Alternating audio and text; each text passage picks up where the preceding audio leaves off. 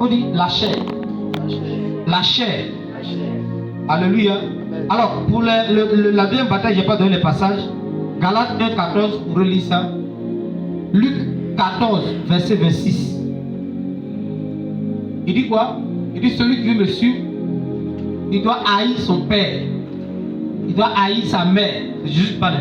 Il doit haïr sa famille. C'est celui-là qui sera mon disciple. Vous dites que vous êtes disciple de Jésus.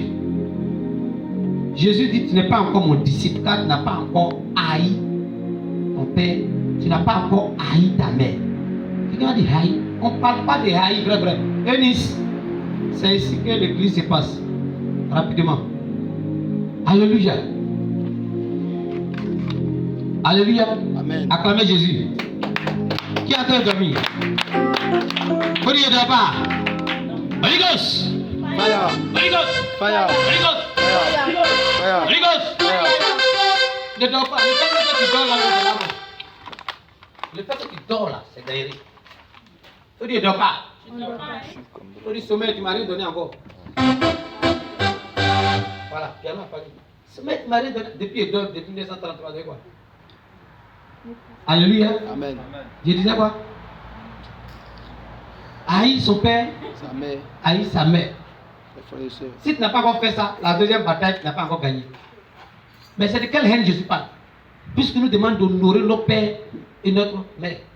Si toi tu méprises ton père et ta mère, tu ne vas pas réussir dans la vie. Donc c'est de quelle haine il parle? Il ne parle pas au sens propre.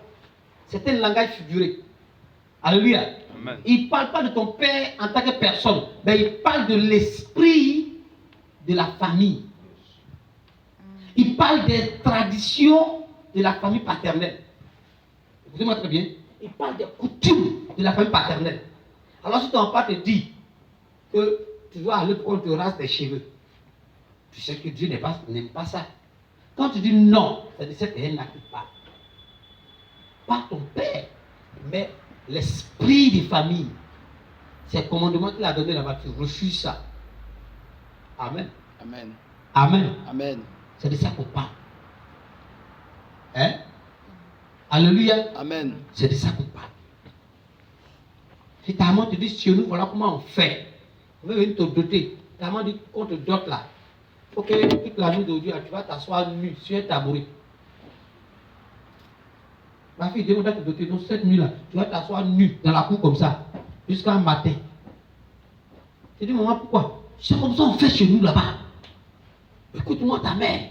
Tu dois la haïr. Ce n'est pas elle. C'est-à-dire haïr cette coutume-là. Alléluia. Amen. Tu dois dire jamais. C'est qui doit venir te voir nu et qui doit t'habiller, te mettre nu là? C'est quel esprit de famille qui va venir lui d'abord passer avant que ton mari vienne? Alléluia. Amen. Ou bien on te dit, bon, comme on doit te marier demain, alors tu dois dormir toi seul dans une chambre. Hein, noire. Tu dois t'habiller dans tel habit. Je peux révéler des secrets.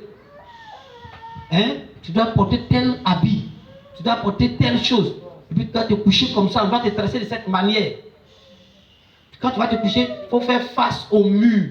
Je vous donne des secrets qui se passent dans cette nuit. Et quand tu fais ça, une fois que tu as fait ça, tu es vaincu. Ce rituel-là répond à quoi dans la parole de Dieu? Ce rituel. Quelqu'un dit, oh, il faut laisser ça, c'est rien. Hey. Non, comme on doit te marier demain, on doit mettre un truc sur ta tête aujourd'hui. Et pendant 3 jours là, on doit mettre un truc là. Oh, on appelle ça.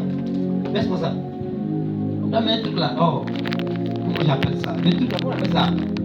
Le truc, souvent tu parles ça. Le cori. Cori. On doit mettre ça sur ta tête comme ça. Hein? Pendant 3 jours, ça tu dors. Parce qu'on va te marier. Ça répond en quoi? Parce que les esprits, ils sont fous. C'est ça ce qu'il faut. Alléluia. Amen. C'est de ça qu'on appelle la haine. Tu dois haïr. Tu dois dire, je refuse. Il y en a même là. Quand... Laissez-moi vous dire quelque chose. Les points les plus compliqués à traiter dans l'église, c'est les points concernant les femmes. Dès que tu commences à aller là-bas pour délivrer la femme, le diable étant malin va mettre dans la tête de la femme, il faut lui dire qu'il exagère. Et puis sa maman, il ne va pas parler de vos secrets. Tu dois te marier. Et grand-mère ou bien maman doit faire un bayan ou bien une bayan. Il a fait ça petite porte pour aller dans ton foyer. Frère, sœur, tu as pris comme ça. Tu es vécu. Tu es lié. Tu vas dire, ah, tu exagères. Mais c'est ma spécialité. C'est pourquoi Dieu m'a pris. Et il m'a envoyé comme un don pour vous aider. Ne prends pas ça. C'est un lien. Donc vous vous demandez, mais je suis chrétien, mais comment est-ce qu'on me contrôle? Je vais vous expliquer. C'est que comme ça. Il y en a aussi là. On vous dit non. Si cette famille n'a pas quitté là, et arrêté. On vous dit non, on doit vous mettre un collier au bras. Un collier comme ça. Non, l'enfant là. Vous ne pas que l'oiseau le prenne. C'est un contrôle. Il y a un qui avait réussi à me faire. Oui. Ça, ils nous ont dit que non. Les gars là, le devin là, les gars venaient nous soigner. Et puis ils m'ont dit non, c'est simple. Ils m'ont dit c'est simple médicament pour vous soigner. Il a tracé les points comme ça et puis il a mis des trucs noirs dedans. Il trace 3, 3, 3, 3, 3, 3, 3, 3. Quand après ils ont prêché à l'église, il dit yeah! Là ils m'ont eu. Alléluia. Amen. Je renonce, j'ai pris. Là ils m'ont eu, ils m'ont manipulé. Alléluia. Ils sont très rusés. Ils passent souvent par les vieilles femmes. Elles sont très compliquées à convaincre. L'enfant naît net. On doit prendre son cordon ombilical pour aller enterrer au village. C'est comme ça, contrôler. Vous devez vaincre ces choses. Est-ce que je veux parler à quelqu'un? Amen. Parle, papa. Vous les jeunes filles des ACC, je le dis courageusement. Celui que sa famille est fâchée n'a pas me demander. Quand vous allez faire enfant, les femmes blanches en Europe là, hein, elle a son mari, les deux ils font enfant là, ils sont là, enfant grandi. Mais c'est en Afrique, on ne comprend pas. Quand elle fait enfant, elle va appeler tout le village. Donc quand venir, ils vont s'occuper de mon enfant. La bataille là a commencé pour l'enfant comme ça. C'est dans ça, moi, j'avais volé mon étoile. Et il a fallu que quand je suis grand, je combatte jusqu'à aller arracher mon étoile. Quand vous allez faire vos enfants là, Dieu merci, je vous ai averti. Restez tranquille là. Amen. Amen. Ne faut pas aller provoquer pour le Gloire à Jésus. Amen. La troisième bataille consiste à vaincre ta chair. Amen. Amen. Votre chair, vous devez vaincre. Il vous dit qui est votre chair. Votre chair, c'est cette voix en vous qui vous dresse contre la parole de Dieu. Vous avez compris? On n'a pas du monde, ça c'est l'amour du monde. Amen. On n'a pas des traditions. Mais votre chair, de façon particulière, c'est une voix en vous, c'est comme une personne en vous qui vous tire toujours dans le sens contraire de la parole de Dieu. Ça c'est votre chair. Vous devez la vaincre. Est-ce que vous m'entendez très bien? Amen. Vous devez la vaincre. Si quelqu'un t'insulte, qu'est-ce que la parole de Dieu dit? Bécan. Bénissez au Père. Quand quelqu'un t'insulte, qu'est-ce que la parole de Dieu dit? Tu ne réagis pas à son injure. La Bible dit ne répondez pas, ne donnez pas injure pour injure. Amen. Amen. Ça c'est la parole de Dieu. Maintenant que tu insultes, et puis il y a une voix encore qui te dit aïe, ça va le laisser partir. Regarde son négro. Il faut lui dire ça. Ça c'est ta chair. Alléluia. Amen. Mais je vous dis la vérité. Alléluia. Amen. Je vais vous montrer une autre manifestation de la chair que souvent les pasteurs tombent dedans. Oui. Nous les pasteurs, souvent on tombe dans ça. C'est pas vous seulement, hein. Je prends un exemple. Mon fils Eli qui est là. Tu as voiture? Non. Je jeûne, je prie pour Eli. Eli pèse. Il roule maintenant les vrais quais. Il paye villa même à la 3, tout ça. Et puis maintenant, il cherche. Tu sais, quand on veut tuer son chien, on a plus de rage. Hein. Il cherche à me quitter, donc il va m'accuser d'un truc là. Et puis il me manque maintenant. Il dit, Eli, il me manque de respect. Alors qu'il sait qu'il y a un jeune prière plein de ventre. Et puis il quitte mon église, il dit, oh, va-t'en moi-même là, je ne vais plus là-bas. L'église soyez comme ça, moi je suis maintenant dans les vrais coins. Amen. Amen. Vous savez, quand il finit de faire ça là, souvent nous les pasteurs là, j'ai mon habit. Amen. Souvent nous les pasteurs là, on confond la chair au Saint-Esprit. Alléluia. Amen. Alléluia. Amen. Je vais vous montrer un secret. Quand il finit de faire ça, je le regarde. Et puis, il y a quelque chose qui monte en moi pour dire maudis-le. Alléluia. Amen. Et puis, la chair, il y a quelque chose, la chair là. La chair, c'est l'allié du diable. C'est-à-dire, la chair te manipule en tordant les Écritures. Amen. La chair ne te parle pas sans les Écritures. La chair te parle en tordant les Écritures. La chair te fait croire que ce qu'elle te dit, hein, c'est le Saint-Esprit. Elle te dit, mais la Bible même là montre qu'on peut maudire.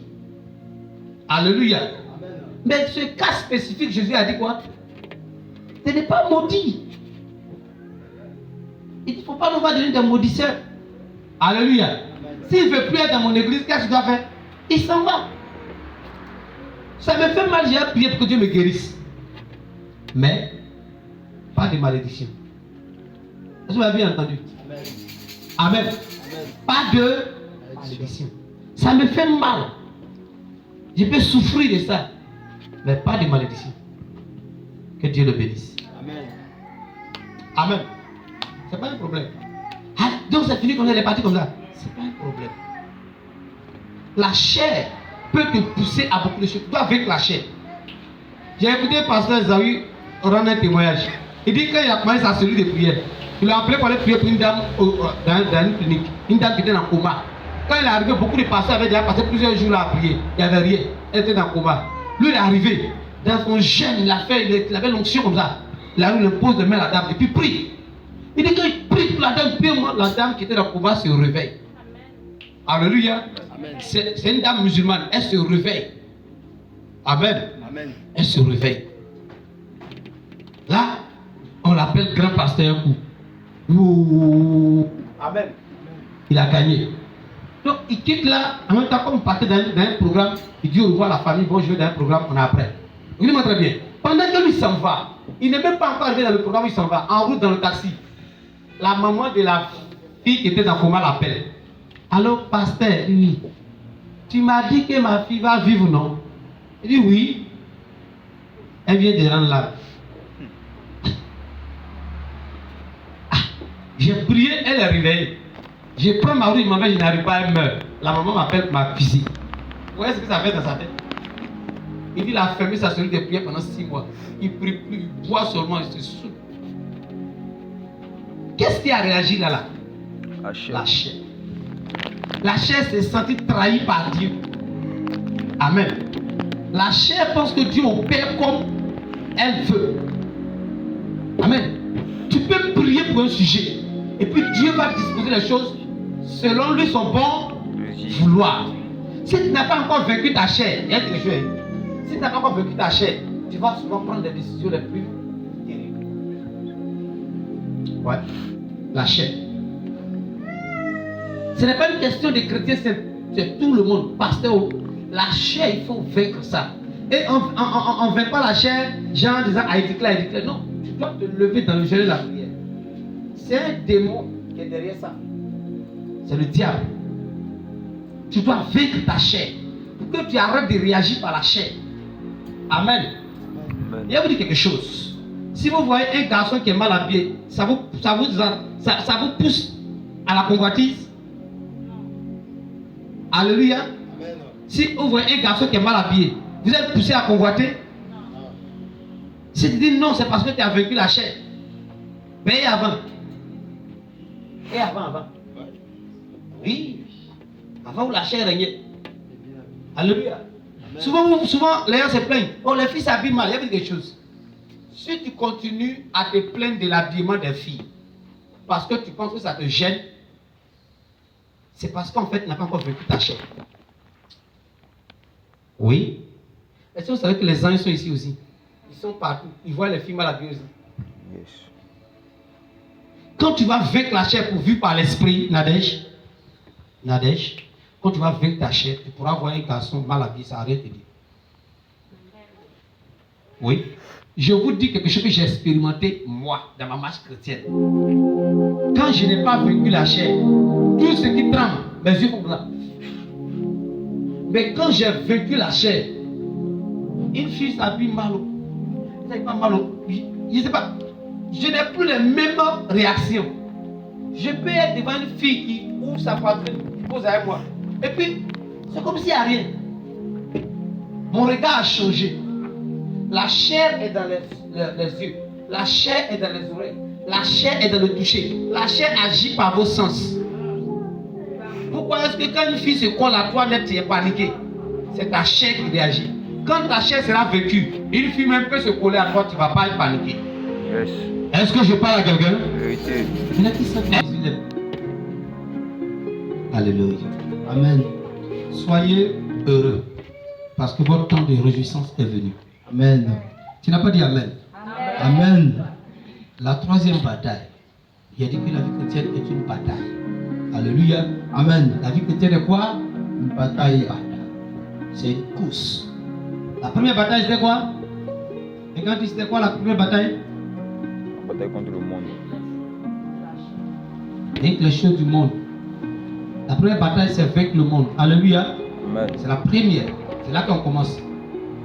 La toute première même c'est pouvoir dire oui à Jésus. Après ça il y a une bataille avec le monde. La deuxième bataille c'est quoi? On est là c'est quoi?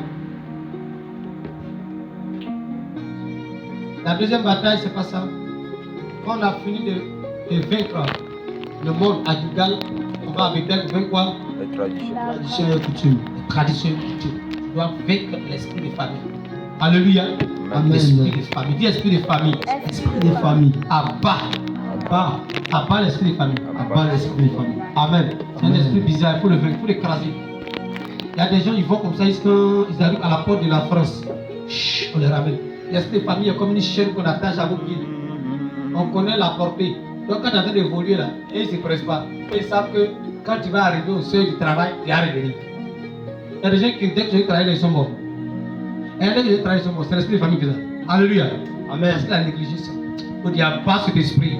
Pas cet esprit. Par le marteau du Saint-Esprit. Par le marteau du Saint-Esprit. Amen. Amen. La troisième bataille consiste avec la chair. Qu'on dit la chair? La chair. Tu tombes au nom de Jésus. Tombe au nom de Jésus. J'ai dit la chair, c'est la voix en vous qui vous oppose à la parole de Dieu. Amen. Amen. Vous doit définir les choses pour que ça reste.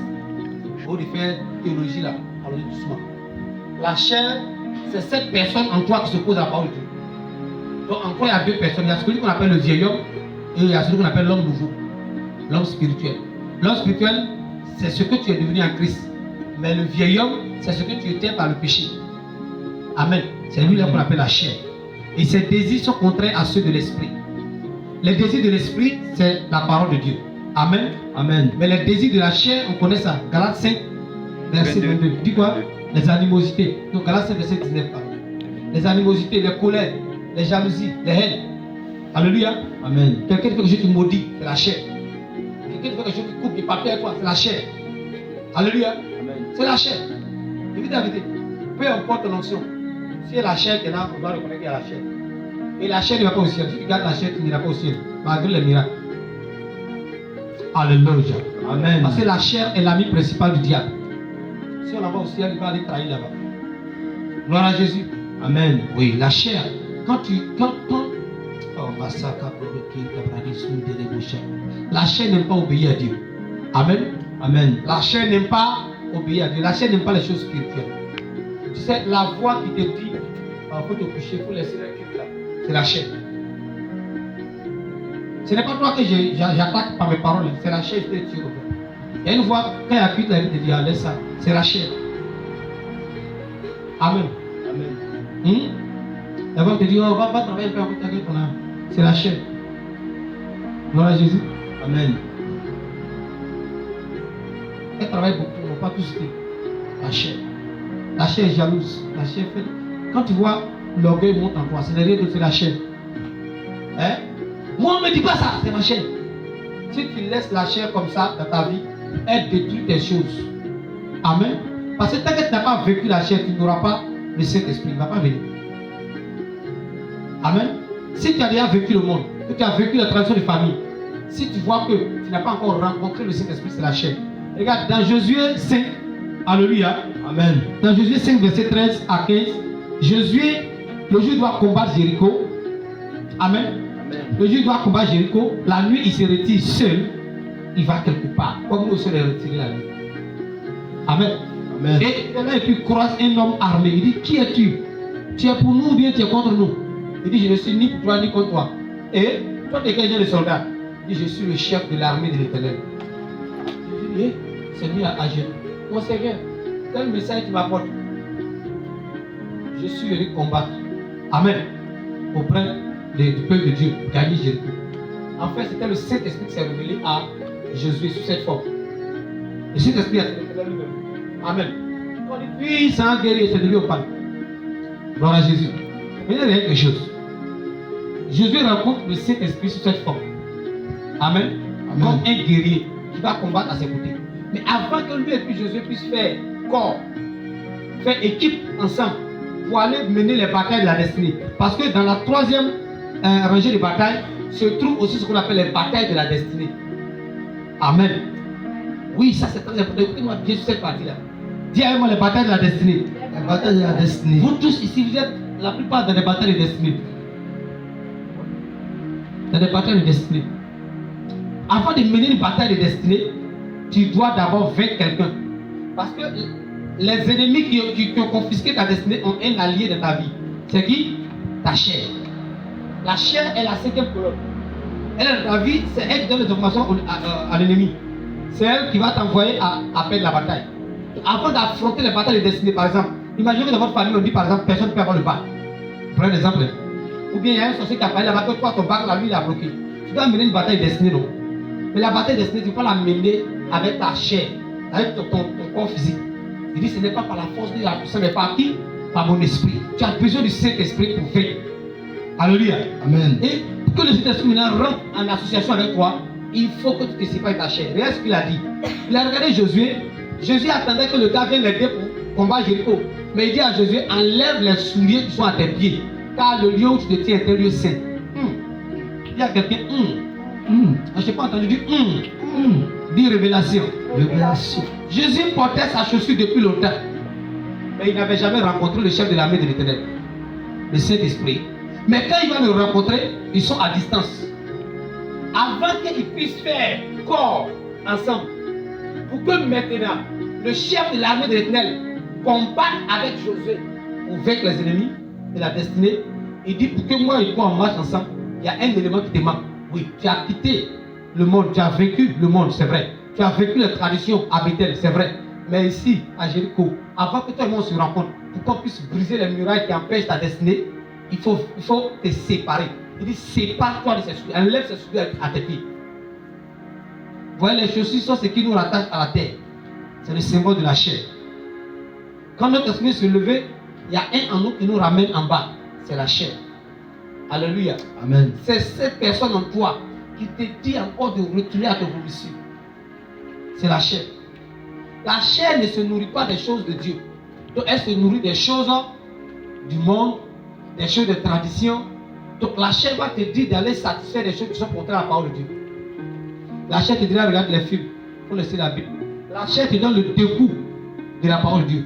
Tu n'as pas la force pour lire, c'est la chair. Il ne faut pas chercher à dire je prends la décision, je vais lire. Cette décision n'ira nulle part. Il faut plutôt te lever et puis attaquer la chair. Comment? Par la prière, le jeûne. Dis, toi un jeûne, prie. Je consume la chair en moi. Pendant que je fais ça, en 3 jours de jeûne, tu vas voir, ces désirs meurent en toi un coup. Sa force tombe. Alléluia. Amen. Et du coup, tu as la force de lire. Du coup, tu as la force, tu as envie de prier. Tu as envie d'aller à l'église. Parce que la chair vient d'être liée. Mais tu peux encore la détacher. Pendant le pape. D'autres tests spirituels hier et puis aujourd'hui sont charnels. Ça veut dire qu'ils sont détachés, le prisonnier est lâché. Ils l'ont réveillé, ils l'ont réanimé. Ce qui va faire qu'il va mourir toujours, c'est que tu vas la famille. Alléluia. Amen. Ce qui le nourrit, c'est quoi? Qu'est-ce qui nourrit la chair? C'est la passion. Il dit les convoitises des yeux, les convoitises de la chair, l'orgueil de la vie. Ce sont ces choses-là qui nourrissent la chair. Si je me mets, alléluia, à écouter quelque chose qui n'est pas spirituel, je suis en train de nourrir quoi? La chair. Mais quand j'écoute quelque chose qui est spirituel, je suis en train de nourrir qui? L'esprit en moi. Alléluia. Amen. Donc, tu peux passer une semaine sans nourrir l'esprit. L'esprit se nourrit de la parole de Dieu. Mais tu écoutes d'autres choses, tu regardes d'autres choses. Et puis tu es étonné de voir que ta chair est devenue robuste et ton esprit est devenu chétif. Alléluia. Amen. Tu as nourri la chair pendant une semaine et tu as affamé ton esprit. Et pour la chair prend le dessus. Alléluia. Amen. Alléluia. Amen. Tu dois vaincre la chair. Dis ma chair, je t'écrase. Écrase. Vous pouvez prendre ça dans Josué 5, verset 13 à 15. Galates 5, verset 16 à 17. Je vais vous expliquer un secret. Quand Moïse a rencontré Dieu dans le buisson Adam, Moïse voit le buisson. Moïse, Prêche. Dieu doit quoi? Regarde, avec Dieu c'est quoi? Quand tu vois ce que tu as vu rentre en toi. Dans le monde spirituel, si tu rencontres un esprit, fais attention. Quand un esprit se présente à toi, soit tu l'as brisé, soit il est rentré en toi. C'est la vérité. Au monde des secrets comme ça. Par exemple, il y a un gars qui m'a expliqué un truc. Il est là et puis il voit vision, il voit porno. Sur son écran comme ça, sur son mur, il y a combien d'écrans qui apparaît? Il voit porno sur les faits. Qui lui montre ça? C'est la sirène. Quand il a fini de regarder ça, il n'a pas compris. Tout ce qu'il voit, il tirait dessus. Non, ce que tu as vu là, c'est rentré. Alléluia. Amen. Pourquoi le monde spirituel est? On capte par les yeux ou par les oreilles. C'est rentré. Amen. Donc Amen. quand tu vois quelque chose, soit tu brises ça, soit ça rentre en toi. Alléluia. C'est Amen. pourquoi ce que tu regardes peut nourrir soit ton esprit, soit ta chair. Moïse voit Dieu. Avant que Dieu lui devienne un, pour qu'il puisse avoir l'onction pour aller vaincre l'Égypte, pour libérer le peuple en Égypte, Dieu lui dit enlève les sandales qui sont à tes pieds. Parce que si Dieu rentre dans ta vie, que tu continues à la chair, ce n'est pas un démon qui a te frappé. Qui a te frappé? C'est Dieu. Il y a des gens qui jouent avec ça. Il y a des prophètes qui sont morts pour ça. Il allait faire 40 jours de jeûne. Il a recherché l'onction. Il finit de rechercher l'onction et puis il couche avec une fille. Tu vois que Dieu, et puis tu prends Dieu. Hein? Il a dit ça dans le livre de 1 Corinthiens 6, verset 15. Il dit tu vas prendre Dieu pour l'associer à la prostituée. Dieu habite en toi. Et puis tu prends le corps de Dieu pour aller livrer à une prostitution. Il dit bah! C'est pas un démon. Dieu tue. Hein? Donc, la chair, c'est dangereux pour vous. Si vous ne vous débarrassez pas de la chair, vous pourrez toujours être dans l'église. Mais les batailles de la destinée, vous ne pouvez pas affronter. Donc, vous devez vaincre d'abord la chair. Avant d'aller en guerre, il faut vaincre l'ennemi qui est au sein de vous. Sinon, vous allez perdre la guerre. Amen. Avant de commencer les batailles de la destinée, il faut vaincre l'ennemi qui est en vous, qui est la chair. Il faut faire une guerre à cet ennemi d'abord. Alléluia. Amen. Celui qui appelle là-bas pour donner ta position. Celui qui appelle le diable pour donner ta position. La chair. Vous n'avez pas remarqué? Souvent tu veux prendre un mois de jeûne et puis ta chair te pousse à autre chose. Te pousse à manger. Te pousse à répondre à une provocation. Et puis ton jeûne est gâté. Est-ce que je parle à quelqu'un? Amen. C'est ici les batailles de la destinée. Quand tu vas briser ta chair, tu pourras maintenant alors te revêtir des armures de l'esprit.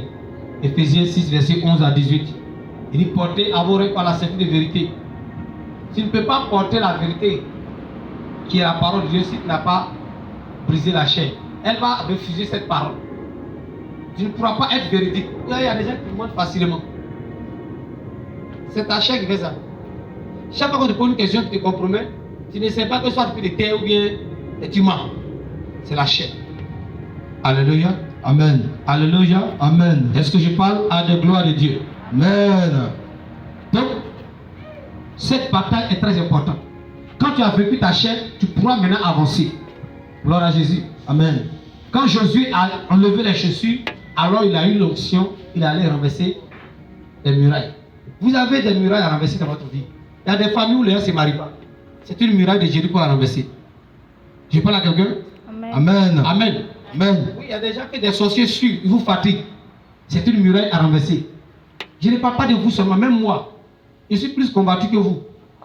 Parce que si moi, mon ministère réussit, regardez des milliards de personnes qui seront sauvées. Donc le diable en veut plus que vous. Les sorciers de ma famille sont debout. Ceux aussi d'ailleurs, aussi les provoqués sont là. Donc les sorciers sont là. Les démons sont là. Le monde des ténèbres combat. Mais je ne pourrais pas les vaincre si je compose avec la chair. C'est pourquoi vous allez voir que tout ce que le diable cherche à faire dans votre vie, c'est de vous amener à tomber dans la chair. Je vous dis la vérité. Parce qu'il sait que dès que vous êtes charnel, vous ne pouvez plus composer avec votre allié le Saint-Esprit. Amen. Amen. Si quelqu'un te fait du mal, prie pour vaincre le sentiment qui te pousse à maudire. Prie pour vaincre le sentiment qui te pousse à haïr. Je te dis la vérité. Oui, à genoux, toi dis Seigneur, c'est trop fort. Guéris-moi. C'est important. Amen. Amen. Parce que si tu tombes dans la chair, toutes tes prières ne pourront plus rien faire contre tes adversaires. Alléluia. Amen. Alléluia. Amen. Est-ce que quelqu'un m'a bien compris? Gloire à Dieu. Amen. Amen. Vous avez des batailles de destinée aussi à mener. Des batailles de destinée. Les batailles de destinée là, il y a une question. Est-ce que vous savez que si vous laissez ces batailles là, c'est un héritage que vous laissez à vos enfants? Imaginez que dans votre famille, personne n'a jamais eu 1 milliard seulement. 1 milliard. C'est arrivé si vous êtes chrétien. Oh, Dieu nous promet la richesse, n'est-ce pas? Hein? Dieu dit qu'il nous a donné ça. Mais les démons ont confisqué pour toute votre famille. Vous êtes chrétien. Si vous n'avez pas réussi avec ça, ce sera une bataille qui attend vos enfants. C'est pourquoi je préfère mener toutes les batailles possibles. Que mes enfants, à 16 ans, ils ont déjà voiture. À 16 ans, oui, ils ont déjà compte en banque et un milliard. Tu peux affronter tous les sorciers, même les plus antiques de ma famille. Les égorger un à un. Prenez du temps pour mener les batailles destinées. Regardez votre famille. Qu'est-ce qui n'arrive pas comme bonheur? C'est une bataille. N'attendez pas prophétie. Ne vous laissez pas manipuler par des trucs comme ça, des divinations.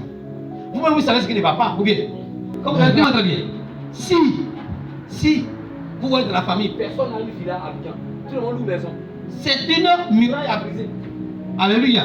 Amen. Ou bien le seul même qui a pu avoir villa là même. Comme vous voyez, il y a d'autres problèmes qui sont venus à cause de villa là. Hein? C'est une muraille à briser. Alléluia. Amen. Détruisez votre chair, séparez-vous de la chair. Et puis, quand vous vous séparez de la chair, sachez que l'esprit est là. Et puis, commencez cette bataille. Prenez des mots de chair. Vous pouvez voir votre pasteur, mais lancez-vous dans cette bataille. Alléluia. Amen. Lancez-vous. Jacob avait un problème. On l'appelait Jacob, usurpateur. Et cela affectait sa vie. Comme on l'appelle usurpateur. Il allait pour essayer de marier une femme, on l'a usurpé lui aussi. Vous comprenez très bien. Le nom qui était sur lui influençait sa destinée. Il allait payer d'autres pour Rachel. Son beau-père l'a trahi pour lui donner Léa. Le temps où il payer d'autres encore pour Léa, ça fait 14 années de dot. Chaque femme 7 ans. Ils l'ont usurpé. Alléluia. Il a vidé toute sa jeunesse d'en faire de payer d'autres. À cause du nom qu'il portait. Et ça continuait sur sa vie. Au moment où il retourne, on dit son frère Isaïe arrive pour le tuer. La nuit, il a pris sa femme, ses enfants, tout ça, il a mis de côté, il dit attendez-moi là-bas, je viens. Et il s'est retiré. Les nuits de bataille, de destinée, ne se mènent pas à la foule. On organise, vous voyez, cette petite nombre souvent qui arrive. C'est parce que c'est une nuit particulière. Alléluia. Amen. C'est une nuit de bataille de destinée. C'est un rendez-vous que Dieu donne à des individus, pas à une foule. Amen. Acclamez très fort Jésus. Acclamez très fort Jésus. Jacob s'est mis à part et il a commencé. La vie dit qu'il s'est mis à part, il y a un ange qui est venu pour lutter avec lui. C'est l'ange qui avait sa destinée. Cet ange-là, vers la fin, s'est présenté comme Dieu. Mais en réalité, il détenait la destinée de Jacob. Donc on peut aussi l'assimiler comme un démon. Amen. Amen. Et Jacob a commencé à lutter contre cet ange. Amen. Il commençait à parler toute la nuit. Jacob dit pas que je suis fatigué. Vers le matin, l'ange même est fatigué. Il dit, laisse-moi partir, le jour ne doit pas m'arriver. Comme cette heure dans laquelle nous sommes là, c'est là que les bénédictions viennent. C'est là, pas dormir. Quand on arrive vers 5 heures là, 4 5 heures, c'est là-bas que se trouve la bénédiction. Il ne faut pas dormir, lève-toi. Lève-toi. Lève-toi. Alléluia. Amen.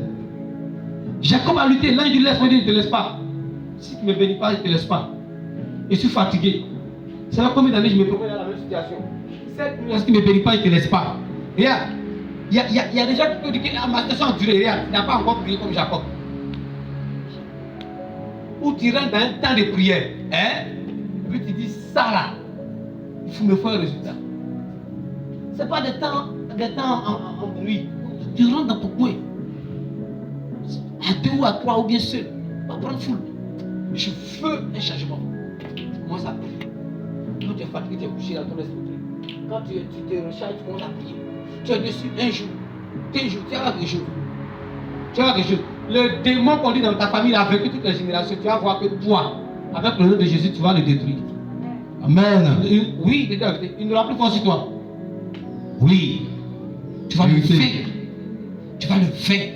Et Jacob a fini ça. L'ange lui dit. L'ange a frappé sa hanche. Bah, ça s'est déboîté. Pour que Jacob le laisse. Jacob ne l'a pas laissé. Alléluia. Amen. Le combat de destinée ne te laisse pas distraire par les petites blessures que tu reçois. Si Jacob voulait regarder sa petite blessure, qu'est-ce qu'il allait faire? Hein? Il allait abandonner. Il allait abandonner, il allait rater. Tu as combattu toute la nuit sans faire le matin, il te blesse. Je m'en fous de ça, blesse-moi. J'ai marché ma vie que ça, c'est maintenant, ça m'a blessé, et puis elle me décourager, et elle est tombée dans la chair pour faire des palabres minutes. Hey! Non, oui. Allons-y. Alléluia. Amen. Jacob dit, je ne te laisse pas. Ou moi, il t'a attrapé la tête dans mes griffes. Il dit, tu t'appelles comment? Il dit, je m'appelle Jacob. Il dit, c'est ça ton problème. À partir de lui, tu ne vas plus t'appeler Jacob. On va t'appeler Israël. Il dit, hein? Il dit, oui. Parce que tu as combattu avec les hommes et tu as combattu contre Dieu. Et tu as dû trouver vainqueur.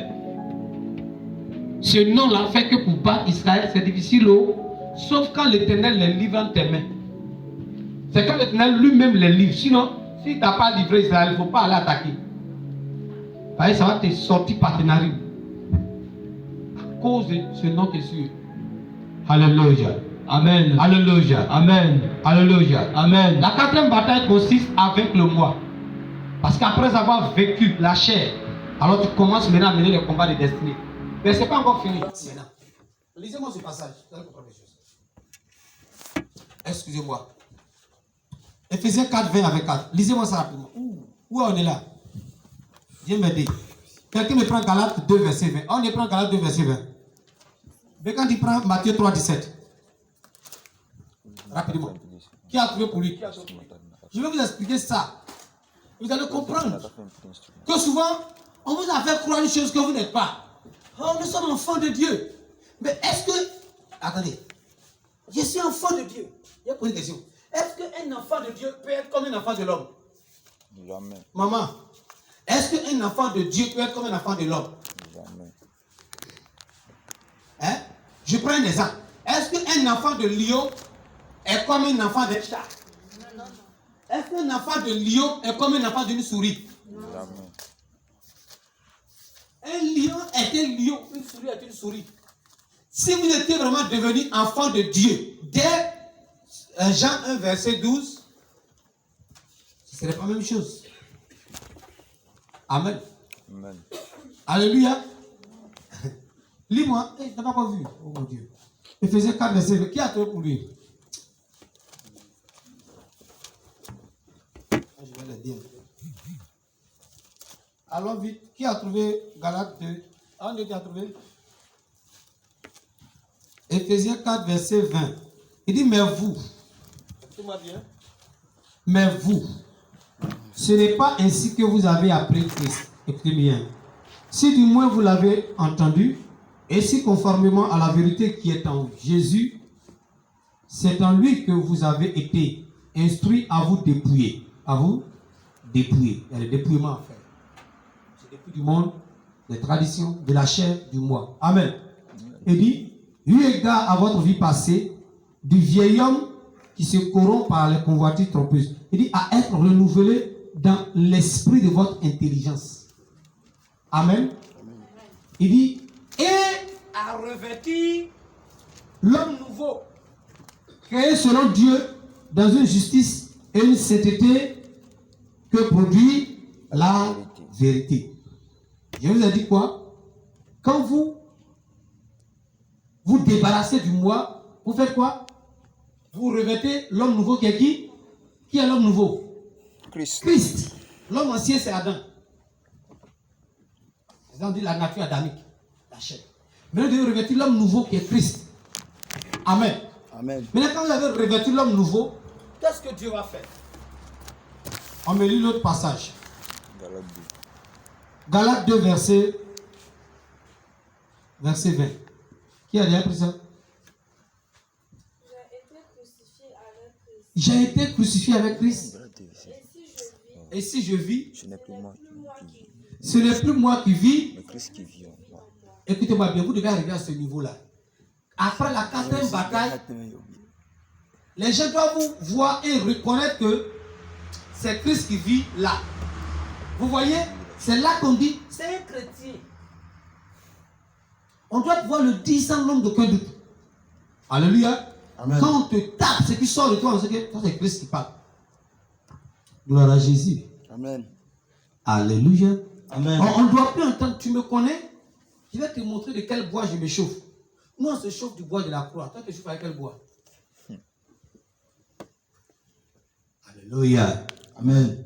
Gloire à Jésus. Amen. Maintenant, regardez quelque chose. Donc, vous avez revêtu Christ au point que maintenant, votre vie n'est plus votre vie, mais c'est Christ qui vit en vous. Est-ce que Galates 2 dit? Ce n'est plus moi qui vis, c'est Christ qui vit par moi. Vous devez arriver à là. Quand vous avez vécu le moi, c'est ce qui se produit automatiquement. Et maintenant, regardez ce qui se passe en Matthieu 3, 17. Qui a déjà ça? Et voici, Hein? et voici une voix. Commence au verset 16. Et voici. Attends, il va lire. Elle a déjà posé. 16, non. Elle commence au verset 16. Non. Hein? Écoutez bien. On dit, dès que Jésus eut été baptisé, Dès qu'il a été baptisé, sorti de l'eau, dès qu'il sortit du Jourdain, et voici les cieux s'ouvrirent, voici les cieux s'ouvrirent. et Et il vit quoi? l'Esprit de Dieu descendre. Qui il vit quoi? L'Esprit de Dieu Il vit l'Esprit de Dieu. Elisa, il dit, il vit l'Esprit de Dieu. Fait quoi? Fait vite. descendre comme une colombe. Descendre comme une colombe et venir jusqu'à s'arrêter sur lui. Jesus. L'Esprit devient corporel. Il n'est plus une image spirituelle invisible. Il devient corporel. Waouh! Mais il faut que tu arrives aujourd'hui et que tu sortes de l'eau. Ça veut dire que tu as revêtu Christ. Maintenant, il dit quoi? Au verset 17, Verset 17, regardez bien. et voici, Et voici, une voix fit entendre parole. ces paroles du ciel. Celui-ci est mon fils bien-aimé. Celui-ci est quoi? Mon fils bien-aimé, En qui? j'ai mis toute mon affection. Écoutez-moi très bien. Qui parle? Dieu. Il parle de Christ. Maintenant, il dit c'est son fils. Depuis qu'il était là, pourquoi on n'a pas dit ça? C'est les gens qui disaient que c'est le fils de Dieu, c'est le fils de Dieu. Mais Dieu lui n'avait rien dit encore. L'adoption a lieu lorsque nous avons combattu ces bons combats. Alléluia. Amen. On a vécu le monde, on a vécu l'esprit de famille, on a vécu notre chair, on a vécu notre propre volonté. À partir de là, quand on a remporté ces 4 batailles, Dieu nous adopte maintenant comme ses fils. Yes. Donc, Jean 1, verset 12, trouve son accomplissement après avoir remporté ces 4 batailles. Vous avez bien compris? Yes. Autrement, si on vous a dit que vous êtes fils de Dieu, alors que vous n'avez pas encore vécu le monde, on vous a juste empomadé. Avance, papa. Ok. Si donc tu es encore dans le monde et que tu es fils de Dieu, commande qu'un ange vienne à ton secours en voie.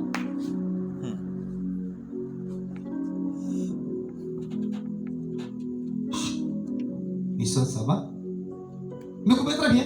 Vous devez vivre le monde, vivre l'esprit de famille, vivre votre chair et vivre votre propre volonté. Et maintenant, ce n'est plus vous on voit, c'est Christ on voit. Ce n'est plus vous on entend, c'est Christ on entend. À partir de là, Dieu maintenant vient faire l'adoption. Il vient maintenant établir l'adoption.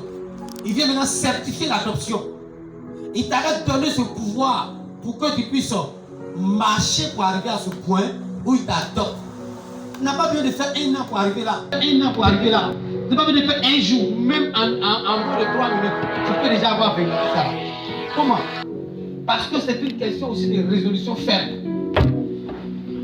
Vous savez, ceux qui ont du caractère, c'est ce que tu aimes. Le caractère, ce n'est pas l'orgueil comme on fait ici. Le caractère, c'est avoir la fermeté dans la décision. Yes. J'ai dit non et c'est non. No way. Je ne fais plus ça là, c'est bon. Je me débarrasse de tout. Alléluia. Amen. Alléluia. Amen. Il faut que vous arriviez à l'adoption. Pourquoi? Parce que quand vous arrivez à l'adoption, vous allez maintenant avoir la récompense. Tu as combattu le bon combat. Tu as achevé la course. Amen. À partir de là, maintenant, tu rentres dans l'héritage. Amen. Amen. Nous avons reçu le pouvoir, le jour qu'on a reçu Christ, le jour qu'on a accepté son nom, on a reçu le pouvoir de devenir héritier. Mais il faut que tu utilises ce pouvoir pour devenir vraiment héritier. On dit devenir. Devenir, ça veut dire que tu dois faire pour arriver. Il faut que tu atteignes le stade où tu rentres dans ton héritage. Où tu deviens héritier maintenant. C'est ça à celui qui vaincra. Celui qui va vaincre va avoir l'héritage. Amen. Est-ce que c'est pas quelqu'un? Prêche. Amen. Est-ce que c'est pas quelqu'un? Amen. Papa. Si tu n'as pas vécu, tu ne peux pas avoir l'héritage. L'héritage que Jésus a acquis par son sang à la croix pour nous attend. On ne pouvait pas nous-mêmes de nous-mêmes l'atteindre. C'est pourquoi nous avons le pouvoir de devenir héritier. Yes. Et ce pouvoir nous permet de vaincre toutes ces batailles pour devenir héritier. Et on rentre dans l'héritage. Il y a une vie meilleure qui nous attend. Est-ce que je parle à quelqu'un? Amen. Alléluia. Amen. Il dit à celui qui vaincra, on donnera quoi? L'arbre de vie qui est dans le paradis. Yes. Il dit, va lui donner à manger l'arbre de vie. Ça veut dire quoi? L'arbre de vie donne quoi? La vie éternelle. La vie éternelle. Écoutez-moi bien. Si l'arbre de vie donne la vie éternelle, laissez-moi vous dire la vérité. Il y a des évangiles qui ont planté des champs. Écoutez-moi bien. Si l'arbre de vie donne la vie éternelle, à partir de quand on gagne l'arbre de vie? On a l'éternité. Apocalypse 2,7 dit à celui qui vaincra. Mhm. Celui qui a vaincu le monde, qui a vaincu l'esprit des familles, qui a vaincu la chair et le moi, c'est celui-là maintenant qui rentre dans l'héritage. C'est à celui-là qu'on donne maintenant l'arbre de vie. Parce qu'il a vécu. Donc, quelqu'un qui n'a pas encore vécu et qui dit j'ai la vie éternelle, dans le fond du fond, est-ce qu'il a raison? Jamais. Maintenant, est-ce qu'il a raison? Un coco.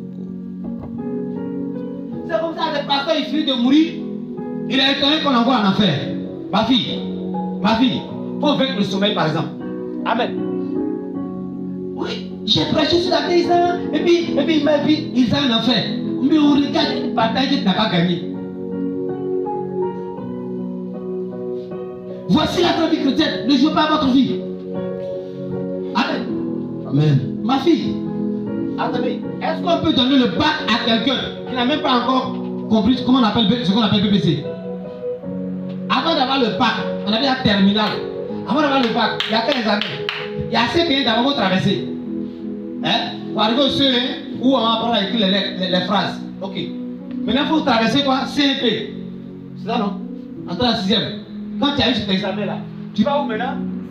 3e niveau, c'est quoi? Tu dois aller faire un autre examen qu'on appelle quoi? BPC. Quand tu as un brevet, quand tu as gagné brevet, hein? L'étude supérieure. Tu t'as maintenant fait terminal. Alléluia. Quand tu as gagné terminal, on dit maintenant tu vas où? Tu es étudiant maintenant. Tu peux même aller un peu. On est dans l'univers. Tu comprends bien? Mais il y a 4 batailles pour arriver là. C'est aussi comme ça le spirituel. Tu dois vaincre le monde. Alléluia. Et l'esprit de famille, et ta chair, et ta propre volonté. À partir de là, maintenant, Dieu te confirme. Reconnais que tu es son fils maintenant. Alléluia. Amen. L'esprit vient sur toi de façon corporelle. Ça veut dire qu'on sentira l'esprit sur toi maintenant. Non, c'est pas imaginaire. Qui s'y frotte, s'y pique. Si on se frotte, on ne se pique pas, ça veut dire que ce n'est pas encore une guerre. Quand l'esprit vient sur toi, c'est en ce moment Dieu ne touche pas mes mots. Mais ce qui est sur lui là, c'est dangereux. Est-ce que je parle à Elisa? Amen. As-tu vaincu? Je parle à quelqu'un. Amen. As-tu vaincu? Amen. À celui qui vaincra me donnera l'arbre de vie. Il faut vaincre, sinon la vie éternelle dont tu chantes là, ce n'est pas encore vrai. 2. Alléluia. Amen. Apocalypse 2, verset 11. Il dit celui qui va vaincre, il ne va plus mourir la seconde mort. Vous avez bien compris? La seconde mort, c'est quoi? Dans Apocalypse 20, verset 15, il dit quoi? La mort et le suicide ont été jetés dans l'état ardent de feu. L'état ardent de feu, le lac de feu, ce qu'on appelle l'enfer éternel. C'est ça qui est la seconde mort. Il est en train de dire c'est celui qui va vaincre, qui n'ira pas dans l'enfer éternel. Donc si quelqu'un n'a pas vaincu la chair, est-ce qu'il peut échapper à l'enfer éternel? Répondez-moi. Non. Bien-aimé, pardonnez, prenez le message au sérieux. Pardonnez. Si quelqu'un n'a pas vécu la chair, par exemple, est-ce qu'il peut hériter? Est-ce qu'il peut échapper à la mort éternelle? Non. Hein? Non. Les gens chantent. J'ai la vie éternelle. J'ai la vie éternelle. Mais prêchons la vérité au peuple. Non, n'a pas bien. Par rapport d'offrande, dis-toi la vérité. Si tu n'as pas vaincu, tu n'as pas encore la vie éternelle. Les gens te disent non. Oh, c'est la foi. Oh, c'est la foi. Cette foi-là, c'est le pouvoir qui t'a donné pour pouvoir devenir enfant de Dieu. C'est cette foi-là qui est le pouvoir en toi qui te permet de vaincre. Vaincre le monde.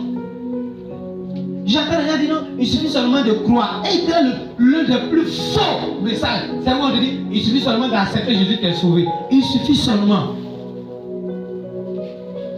Hein? Il suffit seulement d'aller à l'école et puis t'aider à battre. Puis aller au CPM t'aider à battre. Non, c'est pas vrai. La seconde mort, c'est pour ceux qui vont vaincre. Alléluia. Pardon. Ceux qui vont échapper à la seconde mort, c'est ceux qui ont vaincu. Mais ceux qui ont été vaincus n'échappent pas. Ils sont des perdants. Alléluia. Amen. Amen. Amen. Il dit encore, à celui qui vaincra, je lui donne la manne cachée, un caillou blanc et un nom nouveau. Regardez ces mystères. Amen. Amen. La manne cachée, c'est quoi? Vous savez, vous allez lire la parole de Dieu. La manne, c'est la parole. Amen. Mais la manne qui est cachée, c'est la parole cachée. Ce que vous lisez là, l'écoutez comme ça, vous ne voyez pas la manne cachée. Pour rentrer dans la manne cachée, il faut vaincre. La manne cachée est la révélation qui sauve. Quand nous donnons la vision de cette église et que nous disons que Dieu nous a donné, il m'a dit ça. Il m'établit comme un serviteur pour donner la nourriture au temps convenable. Cette nourriture c'est la manne cachée. Mais pour que je sois capable de prêcher la parole révélée, ce n'est pas un charnel qui a fait ça. Je suis désolé, c'est pas possible. Vous pensez que c'est dans une université et tu mets un message? Jamais. C'est ainsi que l'esprit me parle. Quand je prends l'écriture, il me fait comprendre. Il me donne un don de paroles de connaissance. Comprendre. Des paroles de sagesse. Comprendre. La parole de connaissance, c'est pas révéler les données. On dit la parole de la connaissance. Non, c'est la connaissance qui parle. La connaissance, c'est un truc que j'ai déjà. Ce n'est pas dire les choses sur la vie des gens. Dire les choses sur la vie des gens, tu n'as pas appris ça vision ou après discernement. Bon, c'est un parenthèse. Je m'en vais enseigner ça. Alléluia. Amen. Gloire à Jésus. Amen. Donc, il va te donner la manne cachée. Il dit un caillou blanc. Et sur ce caillou, il va écrire un nom. Quand vous avez un caillou, le caillou fait référence à quoi? La pierre précieuse fait référence à quoi? C'est comme une médaille. C'est comme une médaille. Alléluia. Amen. Vous n'allez pas recevoir. Attends, c'est ceux qui ont gagné le match en finale accueilli quoi? L'or. La boule d'or qu'on a soulevé la coupe là. C'est de l'or. Le caillou blanc parle un peu comme de l'or blanc, le diamant. Mais tu ne vas pas avoir un trophée si tu n'as pas vécu. Et on met le nom de la Côte d'Ivoire dessus. Et quand on va finir, qu'on va relancer, on va remettre la coupe en jeu, on va effacer les noms. Il dit, ce caillou blanc portera ton nom. C'est un trophée. Au ciel là, ce que je m'entends ici, c'est une compétition. Quand tu gagnes les batailles, il y a un trophée qui t'attend. La Côte d'Ivoire est près de 4 milliards, donc on va remporter la coupe, non? Nous aussi, on a un trophée qui nous attend là-bas. Il y a des récompenses dedans. Alléluia. Amen. Il va te donner un nom nouveau. Quand les Ivoiriens n'avaient pas encore gagné, on les appelait 2 étoiles. Donc on les appelle 3 étoiles maintenant. On les appelle les champions d'Afrique. Avant on les appelait les coulés. Mais c'est un nom nouveau. Champion d'Afrique. Pour un nom nouveau. Puis le si tu n'as pas encore gagné, tu n'auras pas un nom nouveau. Yes. Quand Jacob a gagné, il a eu un nom nouveau Israël. Chaque fois que tu remportes une bataille, il y a un nom que tu vas recevoir. Si tu vois que ton identité ne change pas, le nom c'est l'identité. Tu vois que ton identité ne change pas, c'est parce que tu ne remportes pas les batailles. Avance, prophète. Quand la guerre de la chair arrive, tu perds. Quand la guerre du monde arrive, tu perds. Quand la guerre de l'esprit de famille arrive, tu perds. Quand la guerre du moi arrive, tu perds. Bon, tu fais qu'un nom nouveau. C'est pourquoi les années passent, le nom reste le même.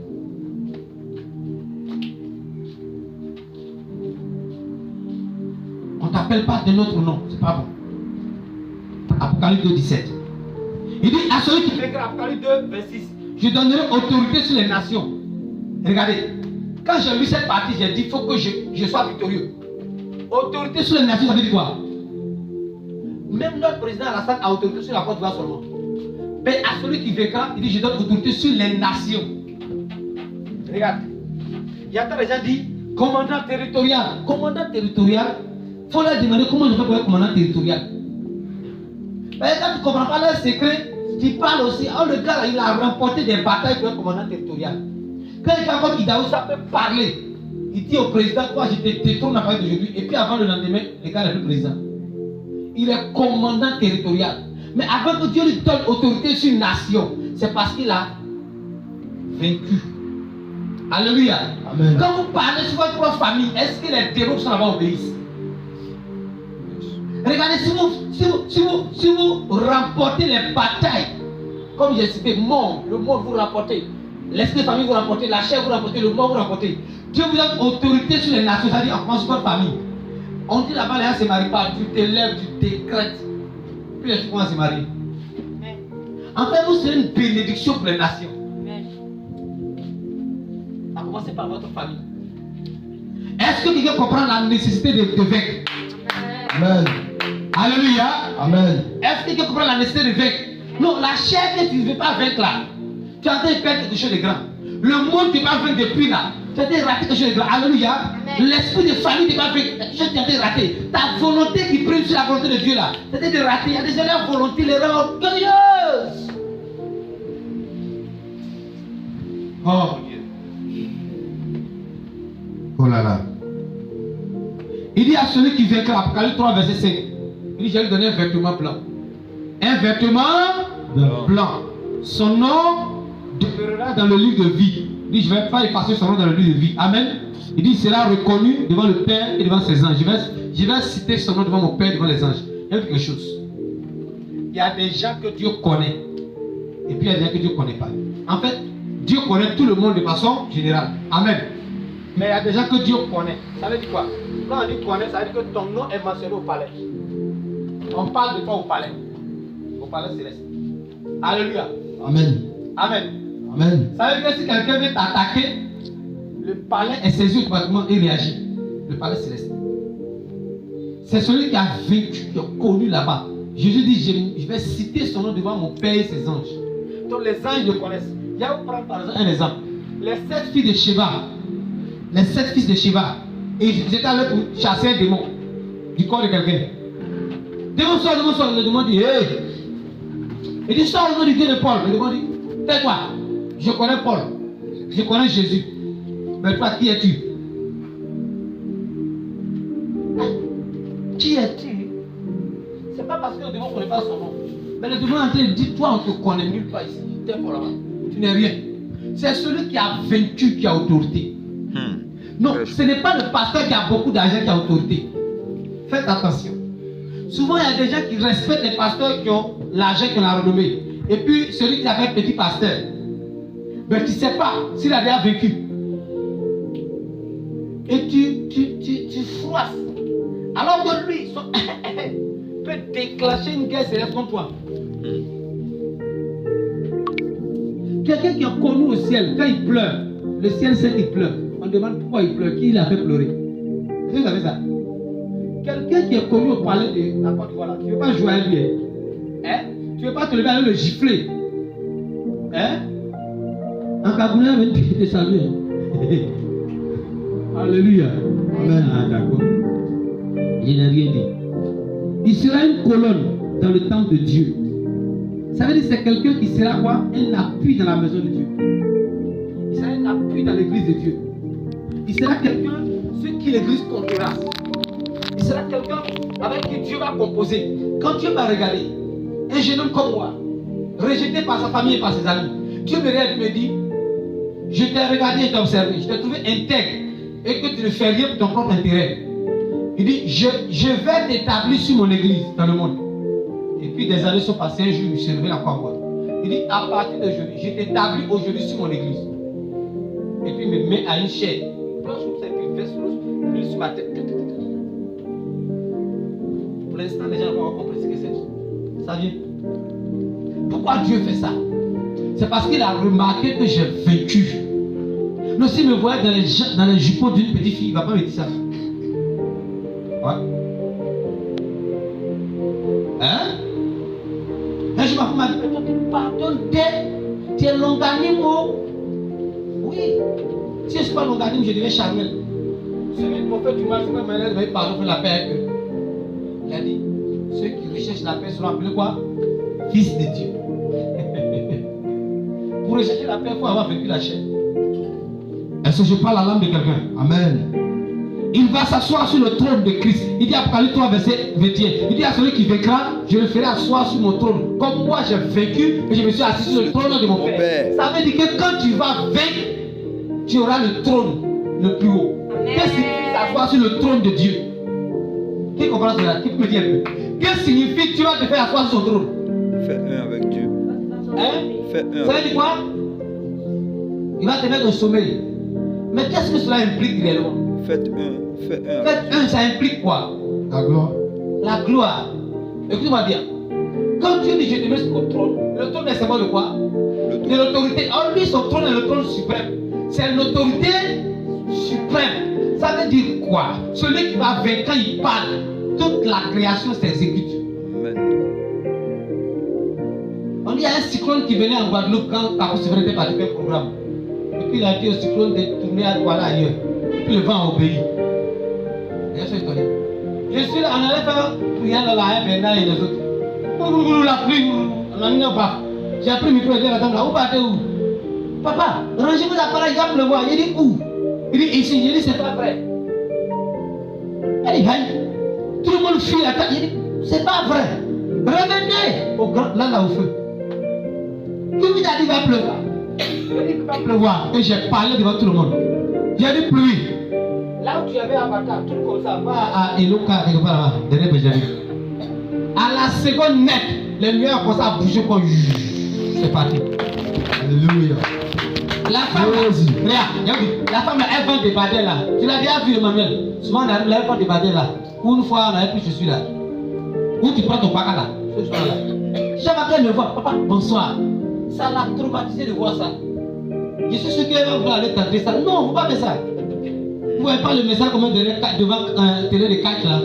S'ils vont catch en même message, tu ne fais pas ça chez vous, non. Tu n'es pas encore en âge de faire ça. Pour faire ça, il faut vaincre. Yes. Tu vas t'amuser à faire la pluie, il faut t'arrêter. Il faut qu'il y ait un résultat. Alléluia. Amen. Alléluia. Amen. Pierre n'avait pas encore vécu. Il dit à Jésus, si c'est vraiment toi, ordonne qu'il marche sur l'eau. Jésus a ordonné. Mais la même eau qui soutenait Jésus n'arrivait pas à soutenir Pierre. Ils sont sur le même périmètre, Pierre a commencé à s'enfoncer. Parce que Pierre n'a pas vécu. Donc l'eau a discerné que lui qui vient n'a pas vécu. Il dit, ah, viens ici, t'avaler. Alléluia.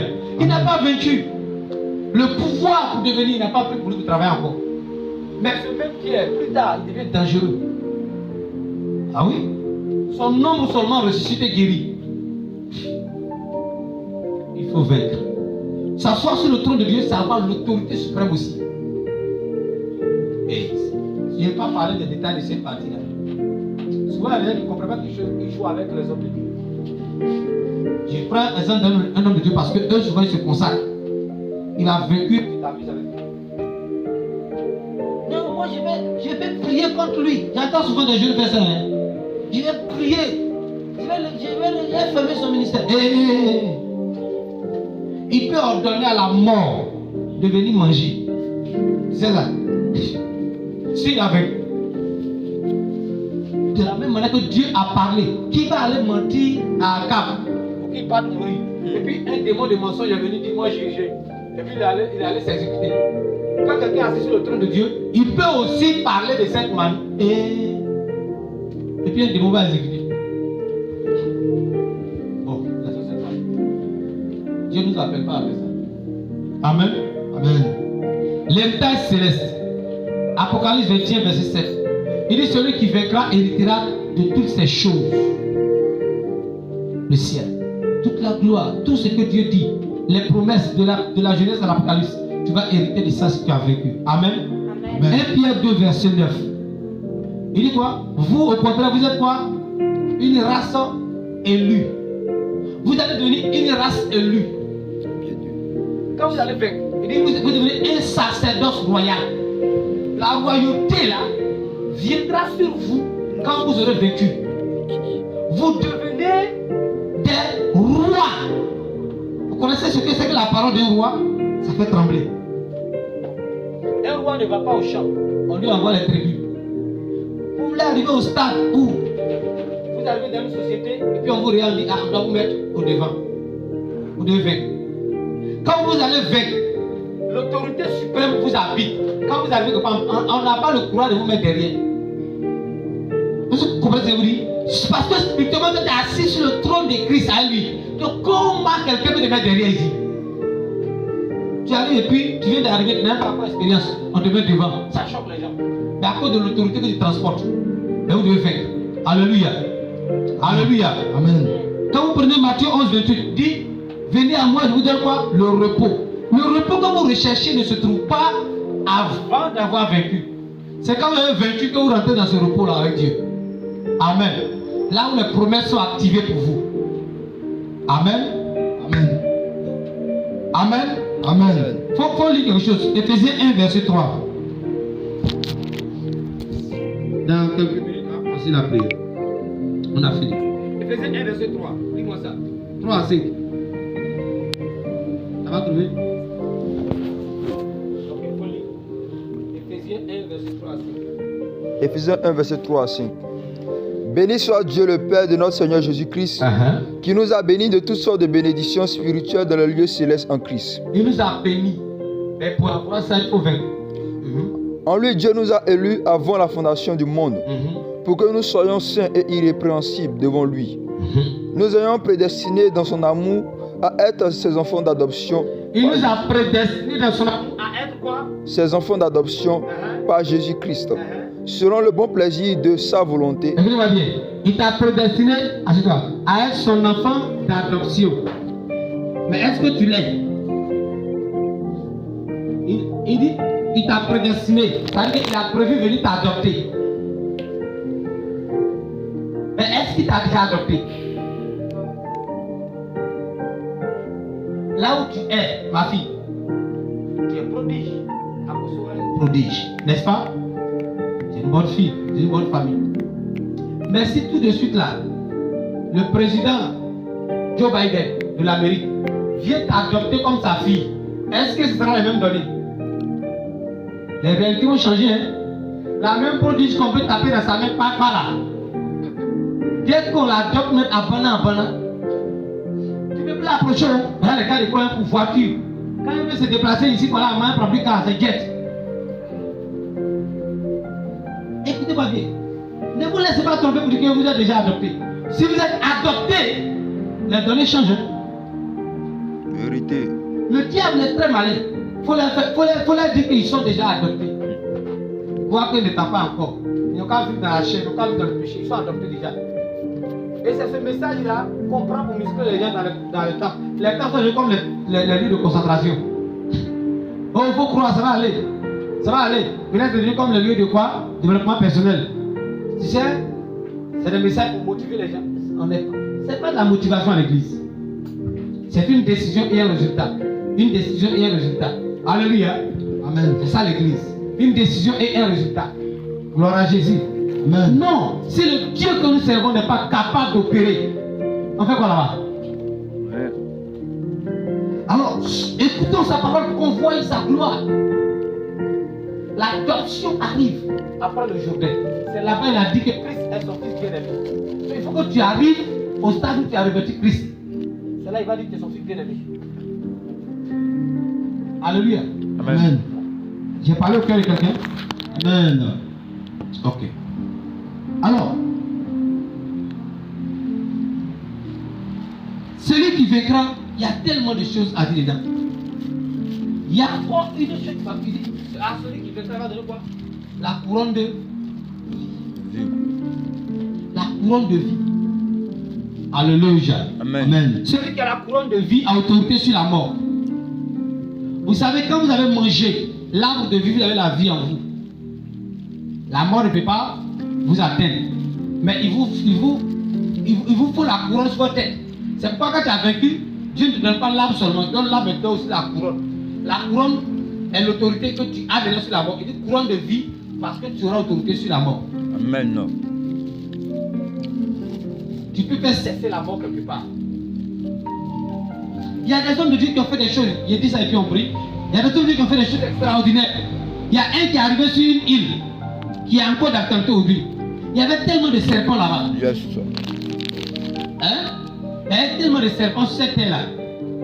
Alessandro. Il est arrivé sur cette île-là et puis il a maudit le serpent. Là-bas. Il dit plus jamais il y aura serpent sur cette île. Jusqu'à ce jour, on ne trouve même pas un seul serpent là-bas. Yes.